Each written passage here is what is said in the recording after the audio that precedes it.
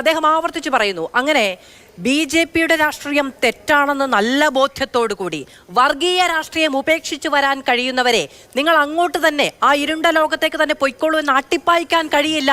അത് മതേതരമായ ഒരു നാടിനു ചേർന്നതായിരിക്കില്ല, അതൊരു ഈടുവെപ്പാണെന്ന തിരിച്ചറിവിൽ നിന്ന് തിരുത്തുമെന്ന നല്ല ബോധ്യത്തിൽ നിന്നാണ് CPM നിങ്ങളിൽ നിന്ന് ഇറങ്ങിപ്പോയവരെ സ്വീകരിച്ചത് എന്ന്.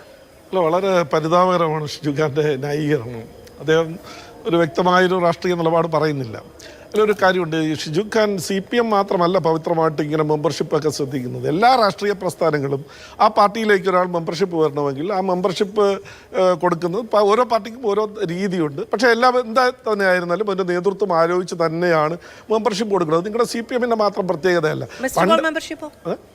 മിസ്ഡ് കോൾ മെമ്പർഷിപ്പ് എന്ന് പറഞ്ഞാൽ അതിന് കൺഫേംഡ് അല്ല, അതിനൊരു കമ്മിറ്റി പരിശോധിച്ചിട്ടാണ് കൊടുക്കുന്നത്. ആപ്ലിക്കേഷൻ കൊടുക്കാനുള്ളതാണ് മിസ്ഡ് കോൾ എന്നുള്ളത് കാര്യം. അത് വേണോ കൊടുക്കണോ വേണ്ടെന്ന് തീരുമാനിക്കാൻ വേറെ സംവിധാനങ്ങളുണ്ട് പാർട്ടിയിൽ. അപ്പോൾ എല്ലാ പാർട്ടിയിലും അങ്ങനെ തന്നെയാണ്, നിങ്ങളുടെ പാർട്ടിയിലല്ല. പക്ഷേ ഇവിടെ ഉള്ളൊരു പ്രശ്നം അതല്ല. ഇപ്പോൾ അദ്ദേഹം പറഞ്ഞത് കാപ്പ കേസിൽ പ്രതിയല്ല എന്ന്. കാപ്പ ആക്ടിൻ്റെ ഒരു വകുപ്പാണ് തൽക്കാലം നാട് കടത്തണ്ട, നിങ്ങൾ ഒരു മാപ്പ് ഒരു വാണിംഗ് കൊടുത്തിട്ട് ഇനി കുറ്റകൃത്യങ്ങളിൽ ഏർപ്പെടരുത് എന്നുള്ള. ആ കുറ്റകൃത്യം ചെയ്തതിൻ്റെ പേരിലാണ് 308 ചെയ്ത IPC 308 പ്രതിയായതിൻ്റെ പേരിലാണ് ജയിലിലടച്ചത്. ആ ജയിൽ ഇറങ്ങി വരുമ്പോൾ പഴയ വാണിംഗ് നിൽക്കുന്നുണ്ട്. കാരണം ഇനി കുറ്റകൃത്യത്തിൽ നാട് കടത്തുമെന്നുള്ളത്. അത് നാട് കടത്തുമോ ഇല്ലേ എന്നുള്ളതാണ് ഒരു പ്രശ്നം, ഏറ്റവും പ്രധാനപ്പെട്ട ഒരു പ്രശ്നം. ഒരു രീതിയിലും ന്യായീകരിക്കാൻ പറ്റില്ല. അതിന് വളരെ വ്യക്തമായിട്ട് തന്നെ പറഞ്ഞ് ഇദ്ദേഹം പറഞ്ഞതുപോലെ വർഗീയ രാഷ്ട്രീയം മറ്റ് രാഷ്ട്രീയം അല്ലെങ്കിൽ ഒരു പുതിയ ലോകം സ്വപ്നം കണ്ടുകൊണ്ട് ഞാൻ വരുന്നു എന്നല്ല അദ്ദേഹം പറഞ്ഞത്. ഞാൻ ഒരു കാലഘട്ടത്തിൽ പ്രവർത്തിച്ചിരുന്ന ഒരു രാഷ്ട്രീയ പ്രസ്ഥാനം എന്നെ സംരക്ഷിച്ചിട്ടില്ല. ഈ കേസുകളിൽ ഒന്നിലും അത് കുറേ കാര്യങ്ങൾ പറഞ്ഞിട്ടുണ്ട്, കേസുകളിൽ ഒന്നിലും സംരക്ഷിച്ചിട്ടില്ല. അതുകൊണ്ട് CPM സംരക്ഷിക്കും എന്നുള്ളൊരു ഉത്തമ ബോധ്യമുണ്ട്. ഞാൻ വരുന്നു എന്നുള്ളതാണ്. അത് നിങ്ങൾ പറയുന്നത് പോലെ വർഗീയ രാഷ്ട്രീയം ഉപേക്ഷിച്ചു അല്ലെങ്കിൽ അക്രമ രാഷ്ട്രീയം ഉപേക്ഷിച്ചിട്ട് ഒരു പുതിയ തലത്തിലേക്ക് സ്നേഹത്തിൻ്റെ കൂടാരത്തിലേക്ക് അല്ല വരുന്നത്, സ്നേഹത്തിൻ്റെ കടയിലേക്കല്ല വന്നത്.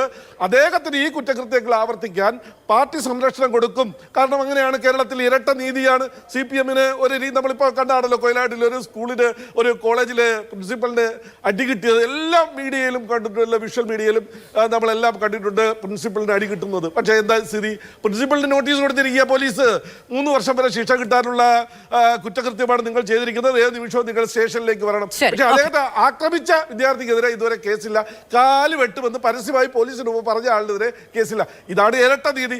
ആ ഇരട്ട നീതിയുടെ സംരക്ഷണത്തിന് വേണ്ടിയിട്ടാണ് ഒരു ക്രിമിനൽ ഈ CPM സംരക്ഷിക്കാൻ ഈ പത്തനംതിട്ടയിൽ ശ്രമിക്കുന്നത്. അതിന് ഏറ്റവും പരിതാപകരമായ കാര്യം എന്ന് പറഞ്ഞാൽ കേരളത്തിലെ മന്ത്രിസഭയുടെ ഒരു അംഗം കൂടി അതിൽ ചെന്ന് നിന്ന് ഈ കാപ്പ കേസിലെ പ്രതിയെ സ്വീകരിക്കുന്നു എന്ന് പറയുന്നത് വളരെ അപകടകരമായ ഒരു അവസ്ഥയാണ് CPM കൈക്കൊള്ളുന്നത്.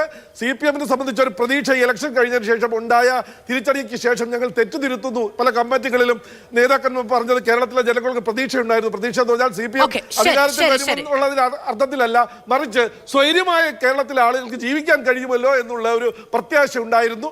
അതിനെയാണ് ഇപ്പോൾ തകർത്തിരിക്കുന്നത് ഇതിലൂടെ. ശരി.